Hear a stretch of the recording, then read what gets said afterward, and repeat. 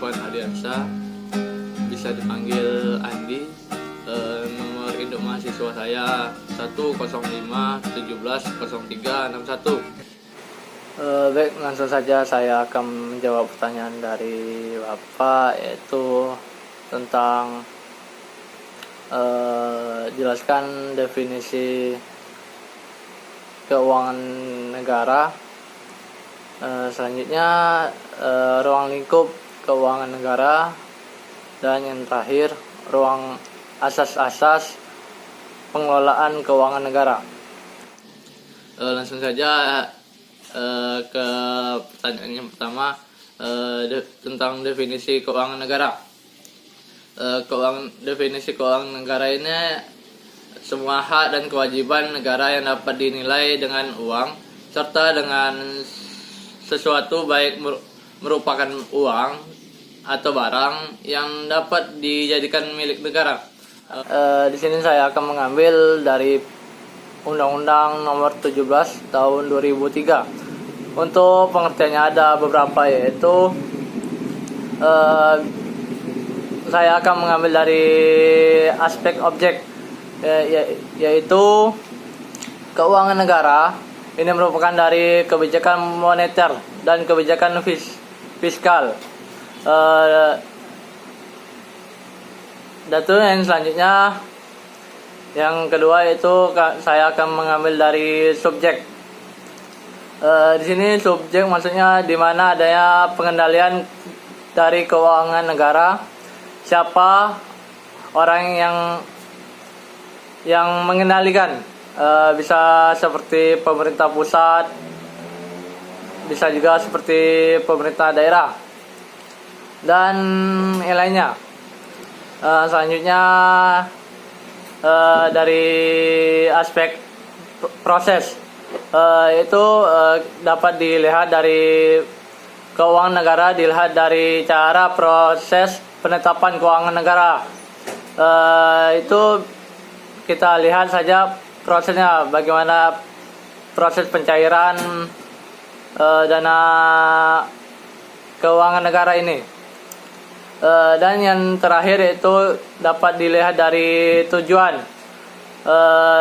Tujuan ini di mana keuangan negara ini memiliki tujuan yang dapat dikendalikan pemerintah yang memiliki landasan hukum. Itulah dari definisi keuangan negara. Langsung saja ke ruang lingkup keuangan negara. Yang pertama yaitu menyeimbangkan pengeluaran uang dengan ketersediaan barang. Maksudnya di sini negara harus dapat menyeimbangkan pengeluaran atau pembuatan mata uang, di mana harus sama seimbang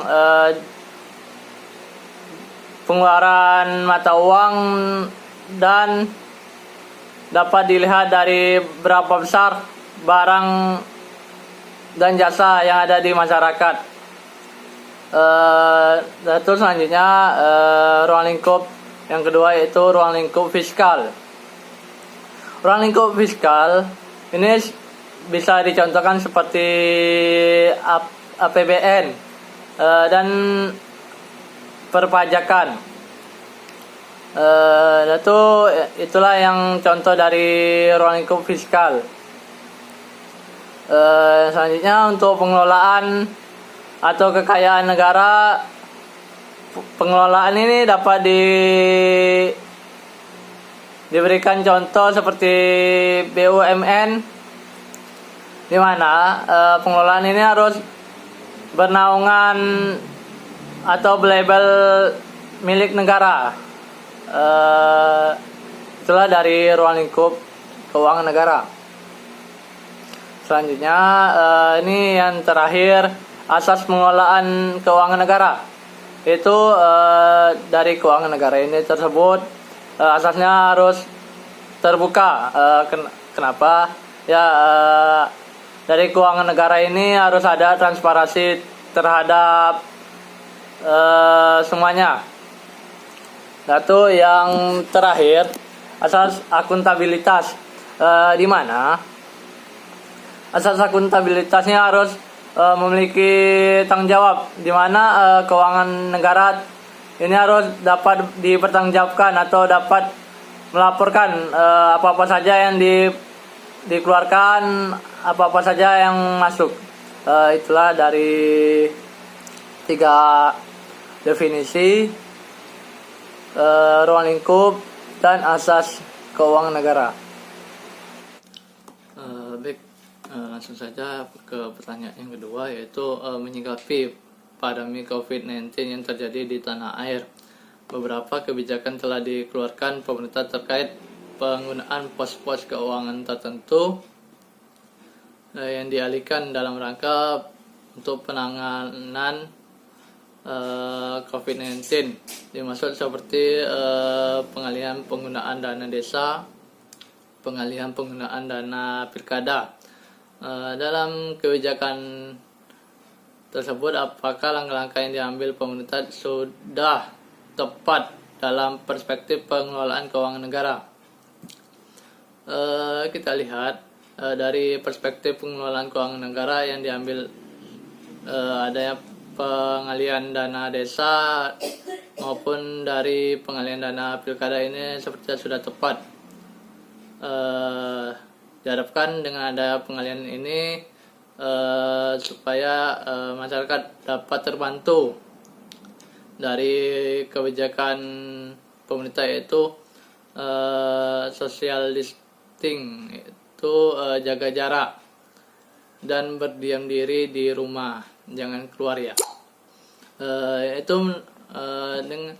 Adapun dampak yang dirasakan oleh masyarakat, yaitu yang pertama dari dampaknya dari pendidikan, selanjutnya dari perekonomian, dampak yang ketiga dari pariwisata, dampak yang keempat yaitu dari politik.